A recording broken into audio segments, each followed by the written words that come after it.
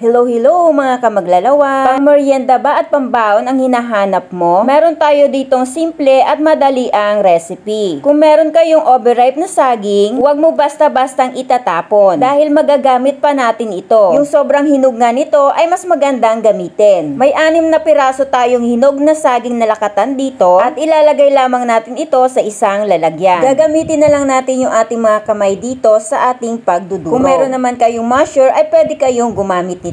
Okay lang nakamayin natin ito basta nakasuot po tayo ng gloves.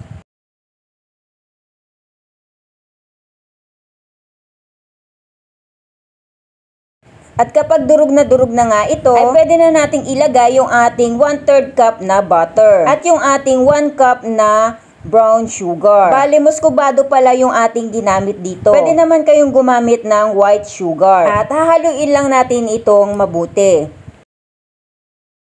Maglalagay din tayo dito ng itlog. Bali, 2 yung aking nagamit dahil extra small yung ating nabili. Pwede namang isa lang yung inyo ilalagay na itlog basta malaki ito. Separate nyo muna yung lalagyan ng egg bago nyo ibuhos dito sa ating mixture para maiwasan natin na sira yung ilalagay nating itlog. Pagkatapos nito ay maglalagay tayo ng 1 1/2 cup na flour. At hindi mawawala ang ating baking powder. Bali, naglagay tayo dito ng 1/2 tablespoon at konting asin. Sasalain din natin ito para maiwasan natin yung namumuong flour.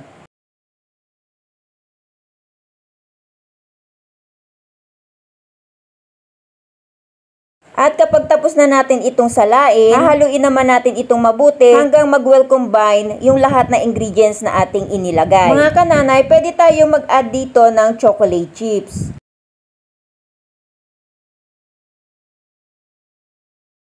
Kapag ganito na nga ang consistency nito, ay pwede na natin itong ilagay sa mga lalagyan. Pwede kayong gumamit dito ng puto molder at lalagyan lang natin ito ng cupcake liner. Huwag natin itong pakapunuin at aalsa pa naman ito mamaya. Kung gusto nyo naman ay pwede kayo dito maglagay ng toppings.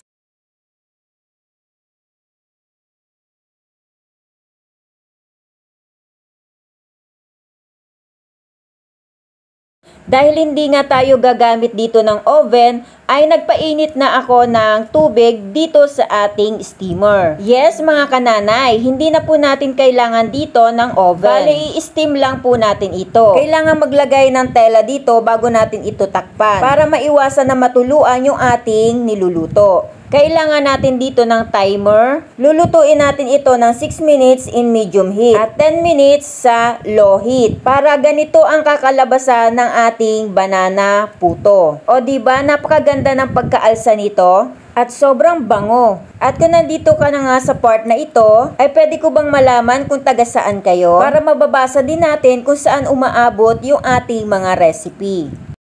Thank you for watching. Bye-bye. God bless everyone.